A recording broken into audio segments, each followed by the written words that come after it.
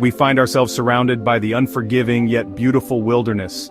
Out here, survival hinges on a sharp mind, resourcefulness, and respect for nature's immense power. Remember, every step we take could be the difference between making it back and, well, you know. But fear not, because 5 Ways of Knowledge is here to equip you with the 5 essential survival skills that'll boost your chances of making it out alive.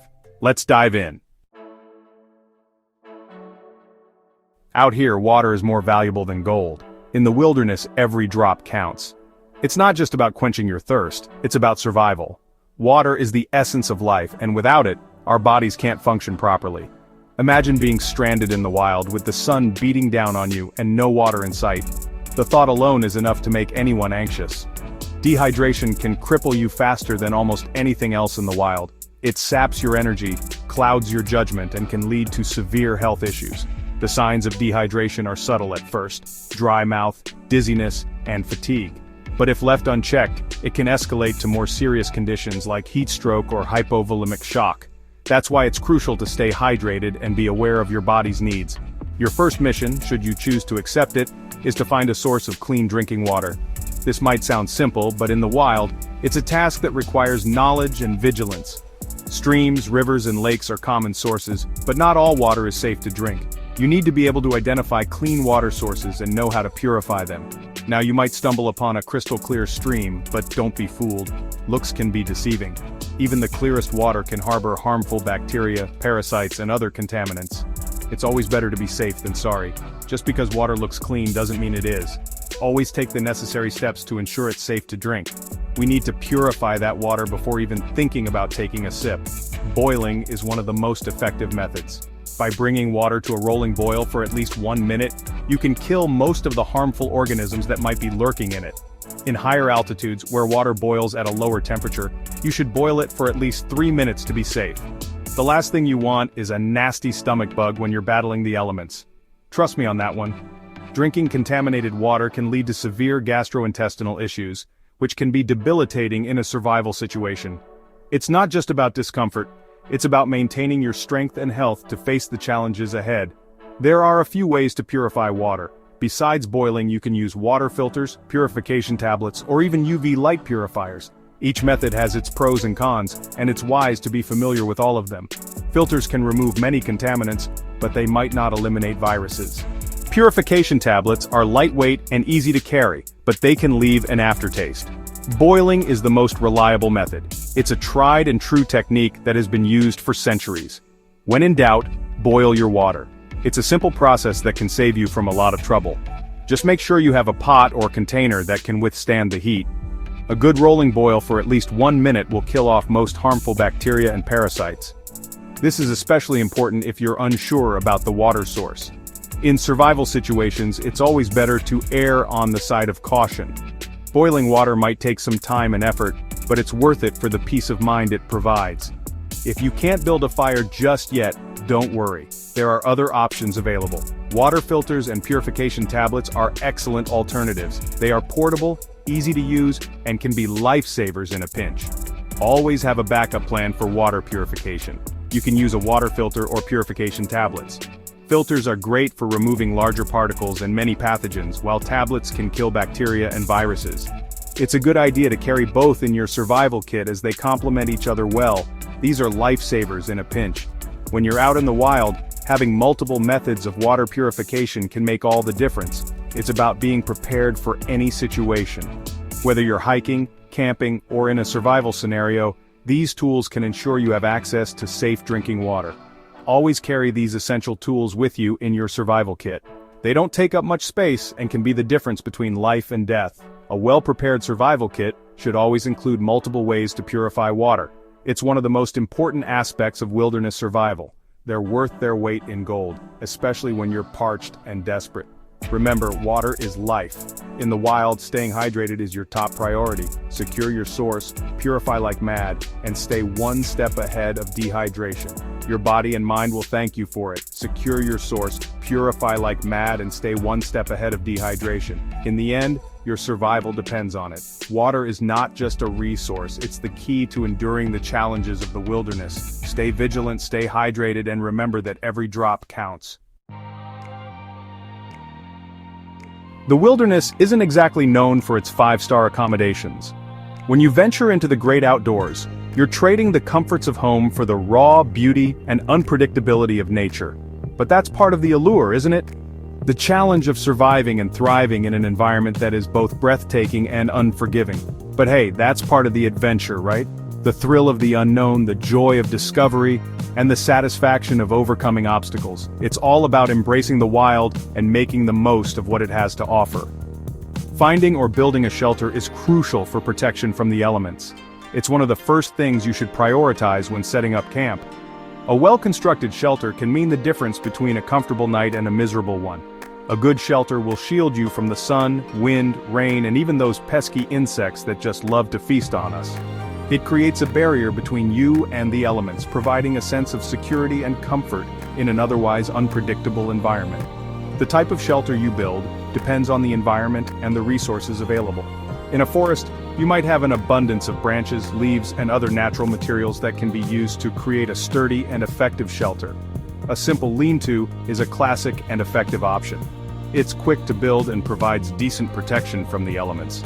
Plus, it's a great way to use the natural landscape to your advantage. Find a large rock or a fallen tree trunk and lean branches against it at a 45-degree angle. This creates a sloped roof that can deflect rain and wind, keeping you dry and sheltered. Cover the structure with leaves, ferns, or even bark to create a waterproof layer. This additional layer of insulation will help keep you warm and dry, even in adverse weather conditions. If you're feeling ambitious and have the materials, you can build a debris hut. This type of shelter takes more time and effort to construct, but it offers superior insulation and protection. This provides more insulation and protection from the elements. A well-built debris hut can keep you warm even in cold weather, making it a valuable skill to master for any serious outdoor enthusiast. Remember, your shelter doesn't have to be fancy. The most important thing is that it serves its purpose. A simple, well-constructed shelter can provide all the protection you need. It just needs to provide a safe haven from the elements. So the next time you find yourself in the wilderness, take a moment to appreciate the shelter you've built. It's your home away from home, your sanctuary in the wild. Chapter 3. Fire it up. Fire. It's the ultimate survival tool. From the dawn of humanity, fire has been a crucial element for survival. It has allowed us to cook food, stay warm, and protect ourselves from wild animals. The ability to create and control fire is one of the things that sets humans apart from other species. It provides warmth, cooks our food, purifies water, and even keeps those creepy crawlies at bay. Imagine being out in the wilderness on a cold night. A fire not only provides physical warmth, but also a sense of security and comfort. It can be a beacon of hope in a challenging environment. Starting a fire in the wild can be tricky, but it's not impossible. With the right knowledge and tools, you can master this essential skill. The process may seem daunting at first, but with practice it becomes second nature. The key is to remain patient and persistent. The key is preparation and perseverance. Before you even strike that first spark, you need to have all your materials ready. This means gathering the right kind of tinder, kindling, and fuel. Each of these components plays a crucial role in building a successful fire. First things first, you need to gather your tinder, kindling, and fuel. Tinder is the smallest and most delicate material, designed to catch a spark and ignite quickly. Kindling is slightly larger and helps to build the fire, while fuel consists of larger logs that keep the fire burning strong. Tinder is the dry, fluffy material that catches a spark easily, like birch bark or dry grass. It's essential to find tinder that is completely dry, as any moisture can make it difficult to ignite. Other good options for tinder include cotton balls, dry leaves, and even paper.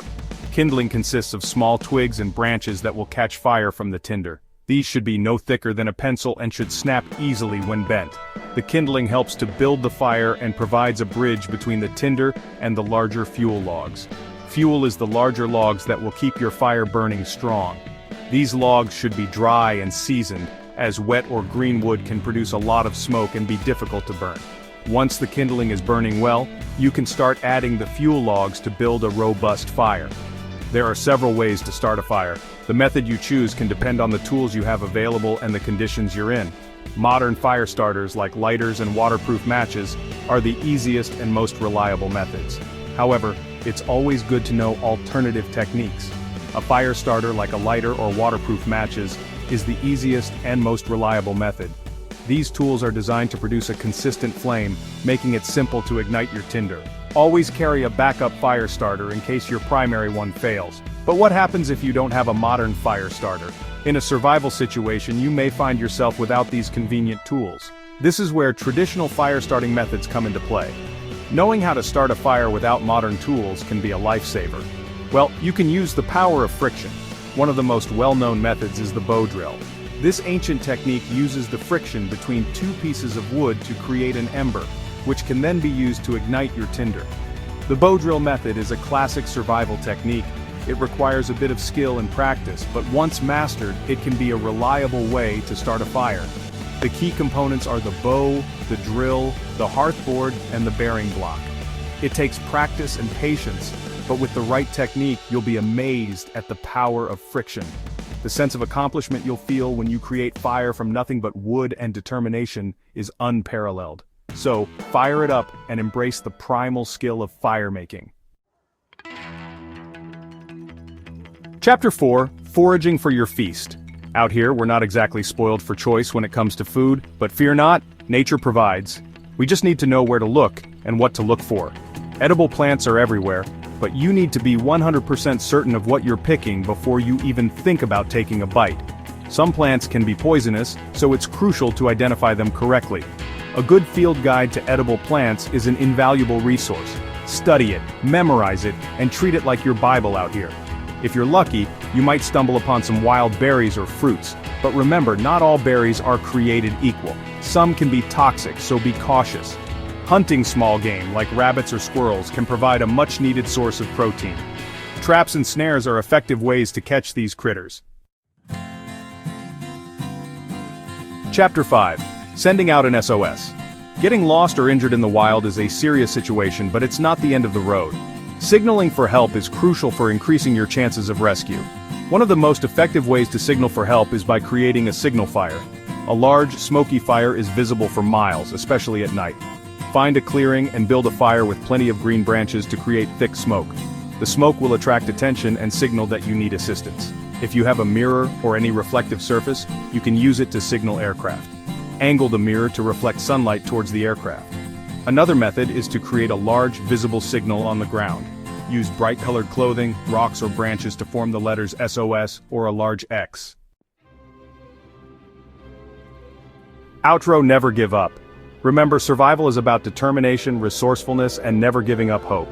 The wilderness can be a harsh and unforgiving place, but it also holds incredible beauty and teaches us invaluable lessons about ourselves. By mastering these 5 essential survival skills, you'll be better equipped to face the challenges of the wild head-on. Stay alert, stay positive, and never surrender to fear. We'll see you back here soon for more survival tips and tricks. Like and subscribe if you enjoyed the video.